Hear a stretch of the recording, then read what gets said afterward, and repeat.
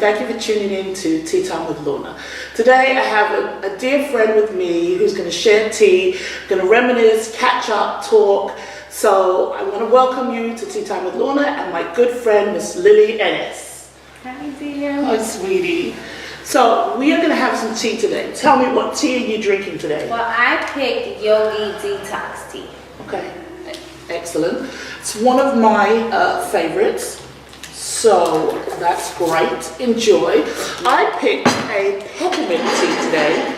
I really do like peppermint, so I'm going to enjoy the peppermint tea. So we have known each other. How long have we known each other now? It's been a while. I want to say since, maybe my sophomore year. So 2002? Oh, wow. Over 10 years for sure. Wow. Over 15 years for sure, actually. Wow. For sure, because we both are graduates from Sacred Heart in Fairfield, Connecticut. Yes. So it was a great school, so we have known each other a long time. Yes. So that's good. What have you been up to? Because I haven't seen you now for a little while. Tell me, what have you been up to, Miss Entrepreneur?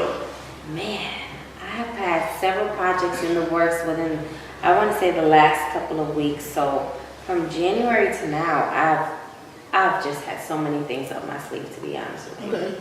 Lots of projects. Okay.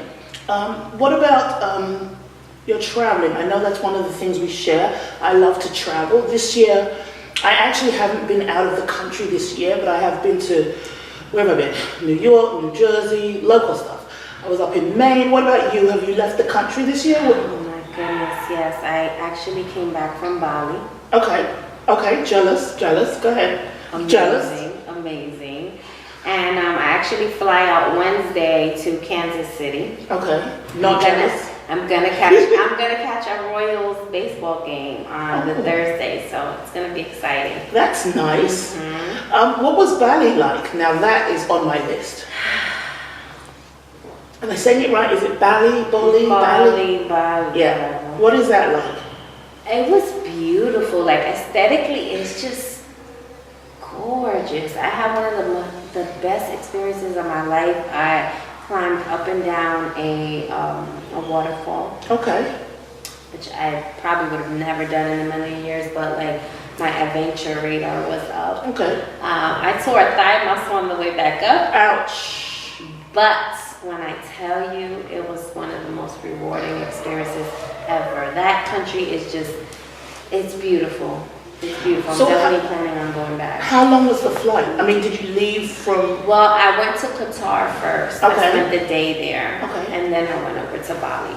Collectively, to get to Qatar was about a 12-hour flight. Oh, wow. And then from Qatar to Bali was another 10-hour flight. Wow. Mm-hmm. That's a lot. That's a long time. But worth it? Yes. Okay. Absolutely. But you know what? When you take those long flights, they make it very comfortable. Like the seats recline all the way back. You almost feel like you're like in first class. Oh, very nice. I know I once took I was going to Europe and I had to go to Russia first. Mm-hmm. And that flight from JFK was 10 hours. And I have to say, it definitely was one of my most comfortable flights ever. Mm-hmm. The stewardesses or air hostess or whatever they call themselves these days, they were wonderful, they were pleasant, the passengers were nice. I mean, it was a wonderful flight. So many films that you could choose from, so I know how it is when you do those long distance things. Beautiful. So, a little jealous, but you know, I'll just have to add it to my own bucket list. We'll be there soon. Have you ever been to Fiji? No, I have not. I was supposed to go to Fiji and ended up last minute having to cancel my trip. Because that looks like another one that I probably would enjoy. You'd love it. Is that, and what about, I don't know, also on my list is Bora Bora, because that's another great one. And the Maldives. Yeah, not me so much, but I think I like Bora Bora because that's one of the ones that was featured in a couple of movies where they have the houses literally on top of the water. Same thing with the Maldives. They're very similar. Very, very similar. Oh, I didn't know that. I do know that, I mean, or I've heard that Jamaica is actually building something very similar. Yeah? Yes. I wonder what part. That I don't know. Jamaica is so beautiful. Yeah. Oh my gosh. So that I've heard that they're building stuff like that out there, and I'm like, okay, I've got to add that to my list. So all I'm doing is growing a list. Oh yes, bucket list homicide. I love it. I love it. But what about you? Have you been to Jamaica? Yes, I took the boys last year. We're going again in August this year. Okay. And you like Jamaica? What's your favorite part? You know what? I went for a dream trip through my travel company last year. We went to Mobay. Okay. And it was beautiful, but I went actually I have a team that grows out there, and I actually did some business in Kingston. Okay. And I had a blast. Okay. It's two totally different vibes, but I think because I'm more of a city girl at heart, I really enjoyed Kingston a lot. Like I got to visit, the inner city. Like I stopped at the side of the road where they literally had this barrel and they were just cooking fish in there and jerking chicken. So like I had a fond appreciation for that versus having like resort food and it was this edgier feel that I really enjoyed. I had a great time. It's a great way to see the real country. Yes. When you go, if you have the time to get into where the people are, see the culture, the customs and stuff like that. I totally understand. I know I've been to Jamaica a few times myself. And I've also done what you've done. I've been on a resort, but I've also been into the country and even into the deep country, if there's such a thing. Like Blue Mountain. Yes, because it's not a big island. So, right. And I had a great time. Every time I've gone, I've had a great time. I was there, I think, 2 years ago, and we were on Dunn's Riverside. Oh yeah. Had Ocho Rios, had a great time. So there's a waterfall. You never walked that waterfall? No, Ocho Rios, I have to go. I've got to add that to the list too. So that'll be on your list. You'll have Dunn's River, and I'll have Bora Bora and all those other countries. Absolutely.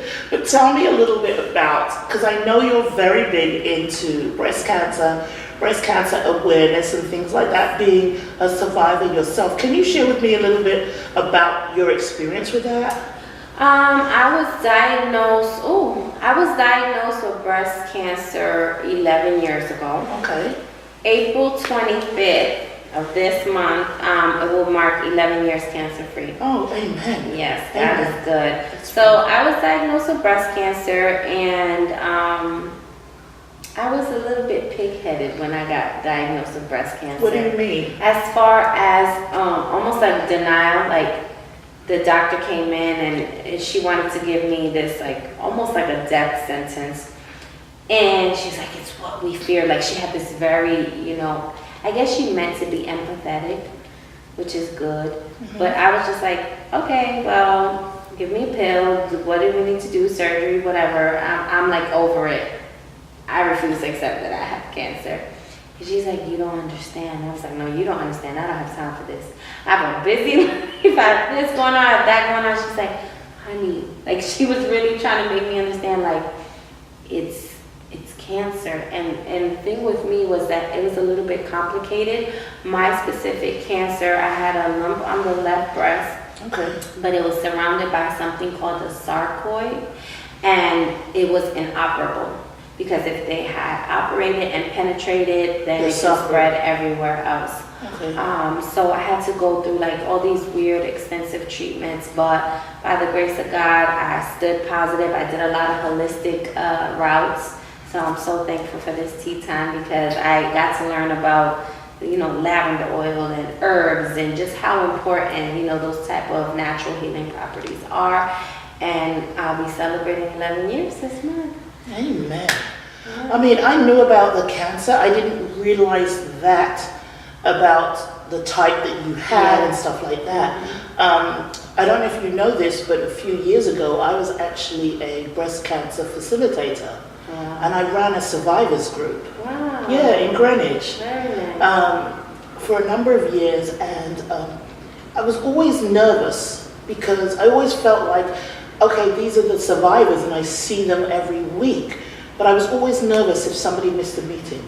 Like my brain was always like, I was always on overdrive. Like, why did they miss the meeting? Like, I literally was like, why? And sometimes they just were running late or they had another appointment. But for me, I always thought like, oh, it's not good news. They should not miss this. And it, most of the time, at least 90% of the time, it was just regular life. It wasn't anything. But I found it very stressful just to deal with that, because I always had to be positive for so many women, because they came in with their own thoughts, opinions, hang-ups, beliefs. Some had support systems beyond this group.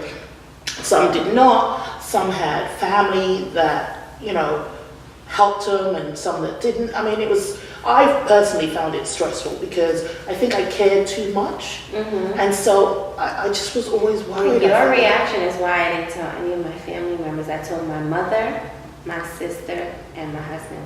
That's it. Other than that, all of my, and I have a lot of close friends. Yeah. All of my friends, neighbors, my grandmother, who I'm very close to, she's Latina, and in Latin culture, everything is you're gonna die. Like, they're so dramatic about everything. It's like a kid could be jumping on the sofa and it's like, don't jump, stop jumping, you're gonna crack your head and you're gonna die. And I just knew that if I told certain people, like if I had told my best friend, I knew that she would be crying. And I was in a state where I was more so angry. Like, I wanted to fight. I had like this warrior mentality. I didn't want sadness around me or people kind of having the attitude that I was gonna die. So I was very hush-hush about it. I fought, and then I told everyone. I know exactly what that's like, because I don't know if I ever shared with you, but my son had cancer as a child. Yeah, he had cancer as my oldest son. And I never forget, drink it, please, drink it. I'll never forget, he had a soft tissue sarcoma. And it was attached to his femoral artery. So you know what that means. Right. And we were still living in England at the time, and I'll never forget, he was very ill, he was the works you can imagine. He looked ill. This was the looked ill. Like, he was 10, but he was like 49 pounds. He was like skin and bones. And I'll never forget that the doctors were like, it could be a really bad infection, or it could be this. So we're going to check and see what it is. And I was like, okay, no problem. You try to be positive. And I'll never forget that when he told me, I was in shock. I was in disbelief. Like, I heard the words, but I didn't hear the words. And I was like, in my brain, I was like, what does that mean? Like I didn't understand what he said. I thought it was in a dream. One thing I will share that I noticed through that experience, and you probably noticed this as well, is you then become in a bubble. You're in a bubble, and it's the cancer bubble, and you can invite people in, but they may not come in and they may not stay. And only people you can rely on are the people that come into the bubble and stay. Yeah. I noticed that. That's good. I noticed that. And so I didn't invite everybody in because I wasn't sure that they could stay. And so I know what you mean when you say you only told 4 people. You only need the people who are going to come in and stay. Because when people leave, it's disappointing and it's disastrous. So he's also cancer-free. So amen for that. God. So yeah, cheers. Cheers. So let's get off cancer for a minute. Let's get off cancer and talk about something way more uplifting, and the work you're doing with women in your big hats. Tell me what this big hat is, which P.S. I missed this year, and I had every intention of coming. Good one. Tell me about the big hat. So the Big Hat Brunch is something I put on annually.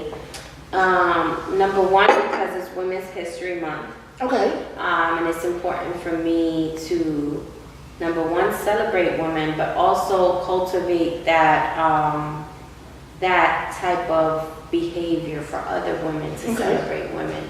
And so the Big Hat Brunch it's a platform where I can highlight other women. I can introduce the right women to connect with other like-minded women. And there's a lot of women who have either had dreams to want to be their own bosses, entrepreneurs, or either have something that they're passionate about that they want to do on the side, As women, we're nurturers. So instinctively, we put anything and everything before ourselves. That's true. That's true. And so this is almost like that event to say, girl, let's put you first. Let's make the spotlight about you. And so it encourages women to be passionate about the things that they're passionate about. And if they want to have the option to be able to learn how to turn that into a paycheck, they do that. And then we also select a group of exhibitors and vendors that we want to encourage the audience to support. So we do that as well. And then we usually have a guest speaker or some type of panel happening, and then we eat, because I think it's just important to discuss beauty and business. But as a Latina, whenever you discuss something important, it's typically over food.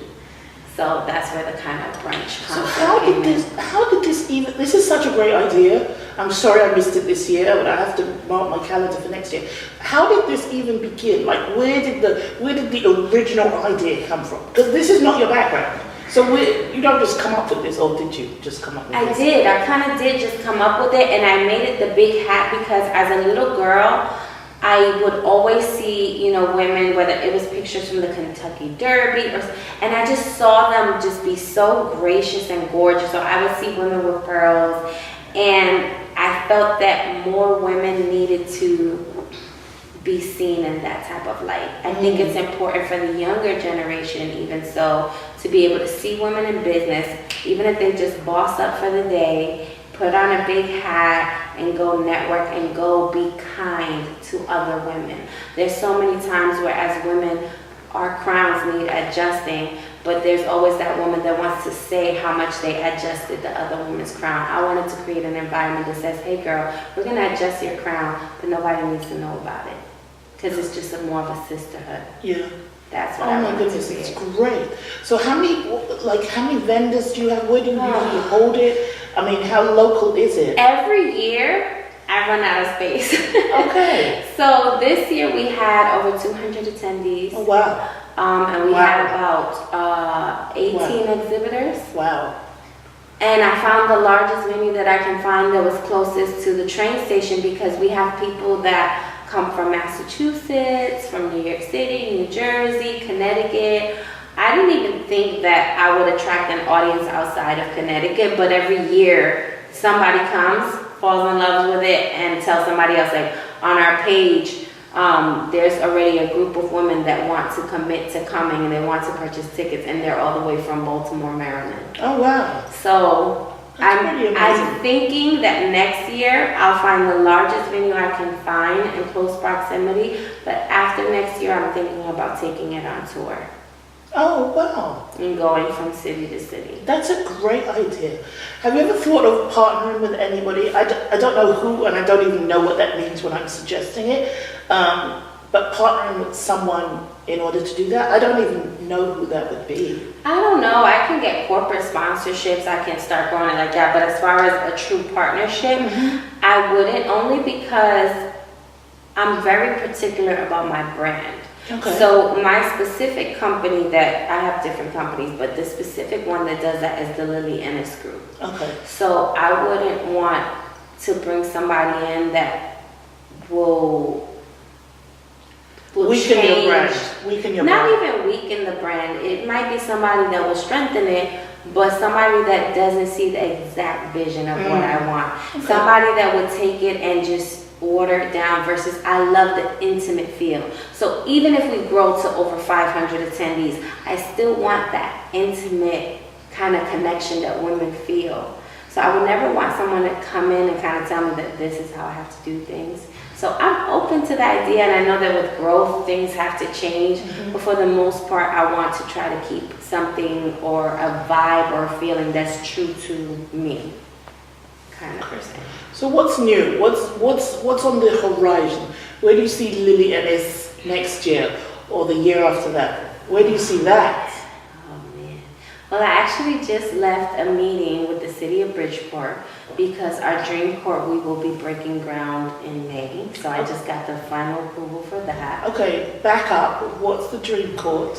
We're building two basketball courts in the city of Bridgeport.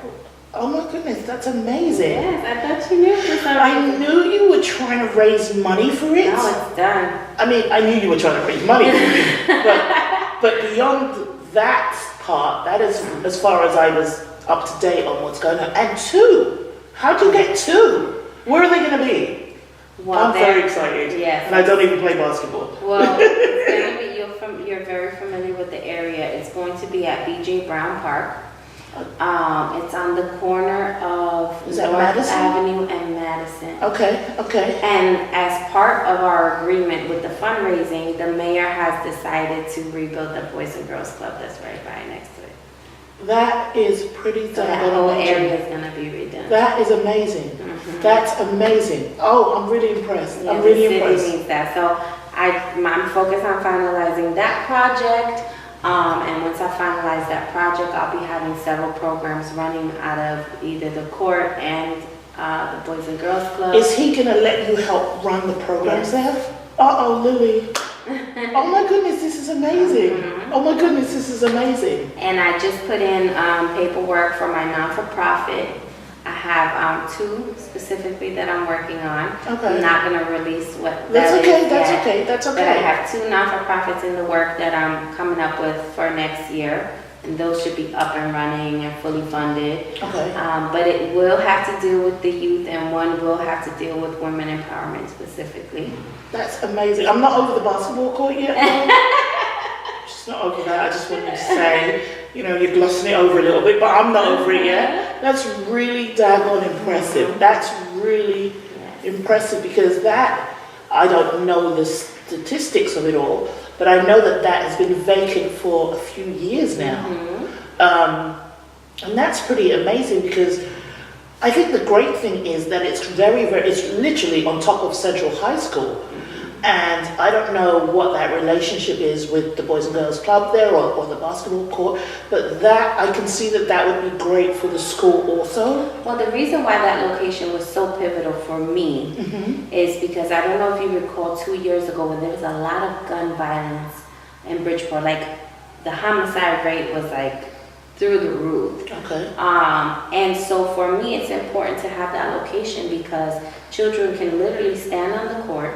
Okay. And they can make a subconscious decision. It's either I stay in school, because Central's right here, and focus on recreational things that make sense on the court, at the center, or if I make wrong decisions, then it's a visual reminder that on this side is the jail. Oh, the jail. Oh. So that location was important for me. And my husband and myself, on top of the court being donated, we're actually getting a bench made for that specific location. And there's going to be a silhouette on the bench. Have you ever been to Dallas? I have been to Dallas. Have you been to the JFK Memorial site? No. Okay. There's a big... Wait, no, I haven't been to Dallas. I've been to Fort Worth. Oh, sorry. Close enough. I'm Similar. like, wait, no. So there's an X, and where JFK got assassinated. And Okay. literally, no one walks over the X, no one drives over the X. Even if there's traffic, they wait and they kind of swerve around it in honor of his passing. Okay. And so what we're creating is we're going to create a bench, and it's going to have a silhouette, and it's going to be a constant reminder where no one's going to sit on it for anyone who has lost someone due to gun violence. Gonna get me crying. And our city needs that. Oh, Yeah, so. oh, that's really beautiful. Mhm. Please don't have me crying. I'm gonna cry on TV. It's tea time. It's You not, can't it's go not on. 8 o'clock. Take a sip. I'll take a sip. I'll take a sip. Oh my God, that is so beautiful. That is so inspirational. Please invite me to the dedication You or the better be opening there. or whatever happens. ribbon cutting. The ribbon cutting, yes. Oh my goodness, that is pretty dang on amazing. That's a great story, a great legacy for Bridgeport. That's pretty amazing. Thank you for sharing that with me. I don't even know what to say. It's so funny being able to have this platform, having this Tea Time with Lorna show. The people that I've met and I've interviewed have really surpassed my expectations, because I think I know them, and then they always tell me something that I didn't know. Like, I had a guy on a few weeks ago, and you know, he came up with a colouring book that they use in the Bridgeport schools. Harry? Harry, yes.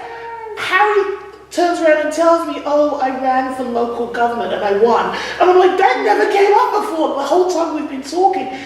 I say that to say it's the same thing, that you've just surprised me with this. I think it's amazing, and I don't want to cry, so I'm just gonna end it right there. But I'm so glad we had this chance to catch up and for you to be able to share these things. I'm so happy that you're doing this. I'm so proud of you. This is amazing. I love it.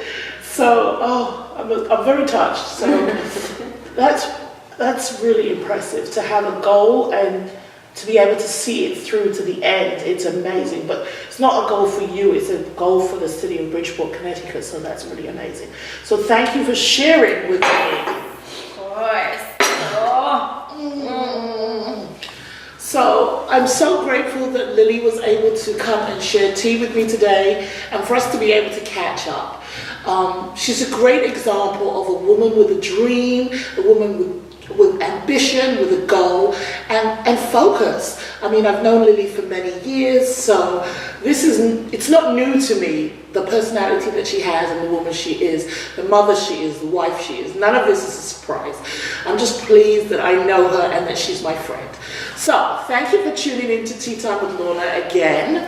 I'm here once a week. If you're interested in the show and you love it, subscribe to YouTube and you can join us there, and we will have fun. Sometimes we laugh, sometimes we cry, sometimes we almost cry. But, you know, that's what this show is about. It's about tea, talk, laughter. I've still got to do some reviews, but I'm doing a lot of interviews and I'm loving it. So thanks for joining me. We'll see you again next week.